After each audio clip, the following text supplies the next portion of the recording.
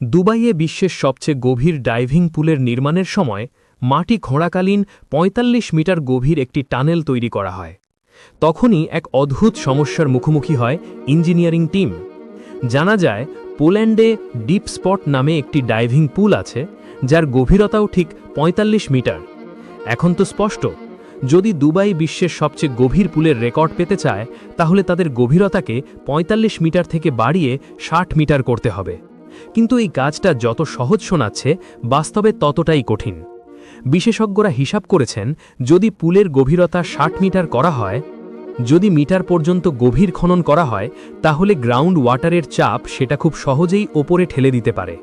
এটা একদম এমন যেমন পানি ভর্তি বোতলকে পানির পুকুরে ফেলা হলে বোতলটা পৃষ্ঠে থাকবে, কারণ বয়েন্স ফোর্সের কারণে পুকুরের পানি সেই বোতলটাকে নিচ থেকে ওপরের দিকে ঠেলে দেবে। অর্থাৎ পুরো পুল যে কোনো সময় জমিন থেকে উপরে উঠে যেতে পারে। এই নির্মাণের পর্যায়ে দুবাইয়ের সবচেয়ে গভীর পুল তৈরি করার স্বপ্ন ভেঙে যাওয়ার মতো দেখাচ্ছিল। কিন্তু তারপর একটা আইডিয়া সবকিছু বদলে দিল। আমি অর্পণ, আপনাদের স্বাগত রহস্য কথায়। ওয়ার্ল্ড রেকর্ড তৈরি করার কথা উঠলে প্রথমেই মাথায় আসে দুবাইয়ের নাম। ৪২৫ গিনেস ওয়ার্ল্ড রেকর্ড নিয়ে দুবাই এখনও পুরো মধ্যপ্রাচ্যে প্রথম স্থানে আছে। আর মনে হয় এই নাম দুবাইয়ের শাসকরা যে কোনো মূল্যে হারাতে চাইছেন না। ওয়ার্ল্ড রেকর্ডসের এই লাইব্রেরিতে আরেকটি সংযোজন হয়েছে দুবাইয়ের প্রিন্স শেখ হামদান বিন রাশিদ আল মাকদুমের অনুরোধে, যেটাকে আজ বিশ্ব ডিপ ডাইভ দুবাই নামে চেনে। ডিপ ডাইভ দুবাই শুধু একটা পুল নয়, এটা এক অদ্ভুত এক জগৎ। ৯৭ ফুট বা ৬০ মিটার গভীরতার সাথে এটা বিশ্বের সবচেয়ে গভীর পুকুর, যেখানে প্রায় ১,৪০,০০,০০০ লিটার পানি আছে।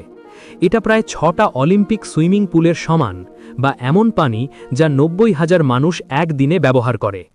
এই পুকুরে একটা ডুবে যাওয়া শহরের থিম রাখা হয়েছে, যেখানে ডাইভাররা এমন এক্সপিরিয়েন্স পায় যা আগে কল্পনাও করা যেত না। পুকুরের পানি পরিষ্কার রাখার জন্য নাসার সাহায্যে এমন একটা সিস্টেম তৈরি করা হয়েছে, যা প্রতি ৬ ঘন্টায় পুরো ১৪ মিলিয়ন লিটার পানি পরিষ্কার করে দেয়। বাইরের তাপমাত্রা ৫০ ডিগ্রি সেলসিয়াস হোক বা ২০ ডিগ্রি হোক, পুকুরের পানি ডাইভারদের আরামের জন্য সব সময় পরিষ্কার থাকে। ৩০ ডিগ্রি তাপমাত্রায় মেনটেন হয়। কিন্তু আমরা এখানে ডিপ ডাইভের গুণাগুণের চেয়ে এর কনস্ট্রাকশন টেকনিক্সে বেশি আগ্রহী, কারণ ইঞ্জিনিয়ারিং কমিউনিটির মতে দুবাইয়ের এই ডিপেস্ট পুল কোনো ইঞ্জিনিয়ারিংয়ের চমক থেকে কম নয়।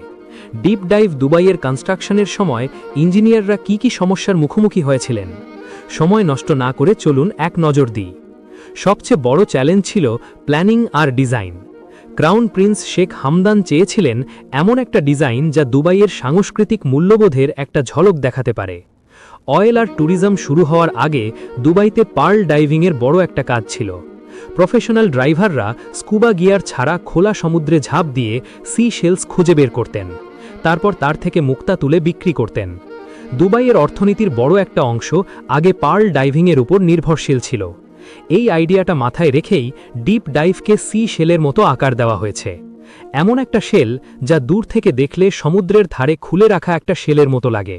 কিন্তু এটা তো ছিল এর বাইরের চেহারা। এখন সিদ্ধান্ত নিতে হলো এর ভিতরে বিশ্বের সবচেয়ে গভীর ডাইভিং পুলটা কিভাবে বানানো যাবে। বিশ্বের সেরা আর্কিটেক্ট আর ইঞ্জিনিয়ারদের ডাকা হয়েছিল, যারা এই প্রজেক্টের জন্য বাস্তবসম্মত আইডিয়া দিতে পারে। সবচেয়ে সহজ উপায় ছিল ৪৫ মিটার উঁচু একটা মজবুত বিল্ডিং বানানো এবং তার ভিতরে পানি ভরা। কিন্তু এই আইডিয়াতে একটা সমস্যা ছিল। এই পুল ৪৫ মিটার গভীর করা যাবে ঠিকই, কিন্তু ওয়ার্ল্ড রেকর্ড করার শর্ত হলো পুলটা মাটির ওপরে না, নিচে তৈরি হতে হবে।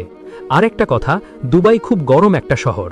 যদি পুলটা মাটির ওপরে বিল্ডিংয়ে করা হয়, তাহলে গরম আবহাওয়া পুলের পরিবেশকেও প্রভাবিত করতে পারে।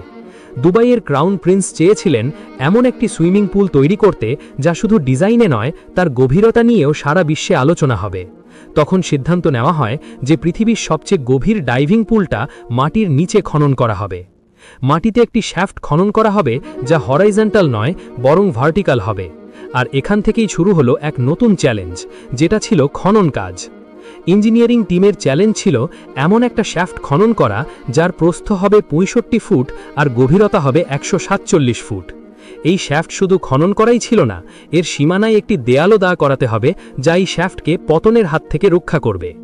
ইঞ্জিনিয়ারিং ভাষায় এই দেওয়ালকে ডায়াফ্রাম ওয়াল বলা হয়। এই কাজ করার জন্য একটা বিশেষ এক্সকাভেটর আনা হয়েছিল। মেশিনের সাহায্যে 147 ফুট গভীর পর্যন্ত একটা পিলারের মতো চওড়া খাড়া খোঁড়া হয়। তারপর এতে স্টিলের জাল বসিয়ে কংক্রিট ভরা হয়, আর এইভাবেই ছোট ছোট অংশে পুরো ডায়াফ্রাম ওয়াল তৈরি করা হয়। এই পুরো প্রক্রিয়াতে মোট প্রায় 2 মাসেরও বেশি সময় লেগে গেল। এরপর কাজ শুরু হলো খননের। পরিকল্পনা ছিল 5-5 মিটার করে খনন করা হবে 45 মিটার নিচ পর্যন্ত, যেখানে পর্যন্ত ডায়াফ্রাম ওয়াল ছিল।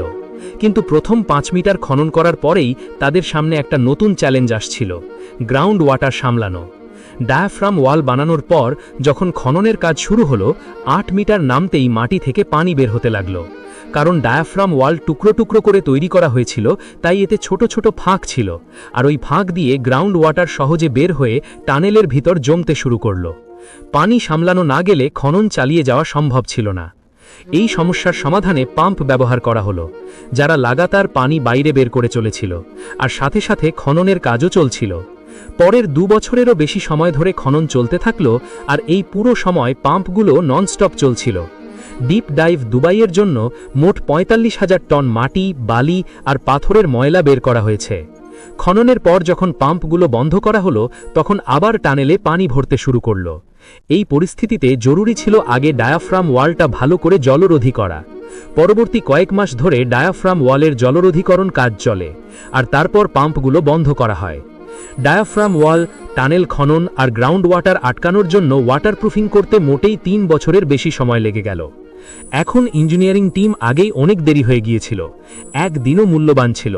কিন্তু ঠিক এই সময় ডিপ ডাইভিংয়ের কনস্ট্রাকশন প্রক্রিয়ায় নতুন এক সমস্যা দেখা দিল: ডিজাইনে পরিবর্তন।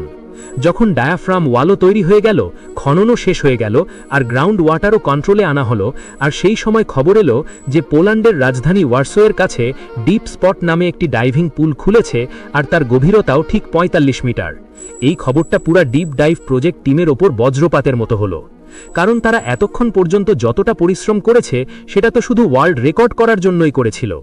সাধারণত এই ধরনের প্রজেক্টগুলোর বেশিরভাগ ডিটেল গোপন রাখা হয়, আর এক্ষেত্রেও তাই হয়েছিল। দুবাইয়ের ক্রাউন প্রিন্স যখন এই কথা জানতে পারেন, তখন তিনি চাইলেন ডিপ ডাইভের গভীরতা আরও বাড়িয়ে সহজেই ওয়ার্ল্ড রেকর্ড তৈরি করা যেত। কিন্তু এখানে একটা সমস্যা ছিল, কারণ মাটি থেকে 8 মিটার নিচেই গ্রাউন্ড ওয়াটার ছিল, যা 45 মিটার পর্যন্ত চলছিল। পানি নিচ থেকে পুরো পুলকে ঠেলে উঠছিল, অর্থাৎ এই গ্রাউন্ড ওয়াটার পুরো পুলকে নিচ থেকে চাপ দিচ্ছিল। এই জোরটাকে বয়েন্সি ফোর্সও বলে।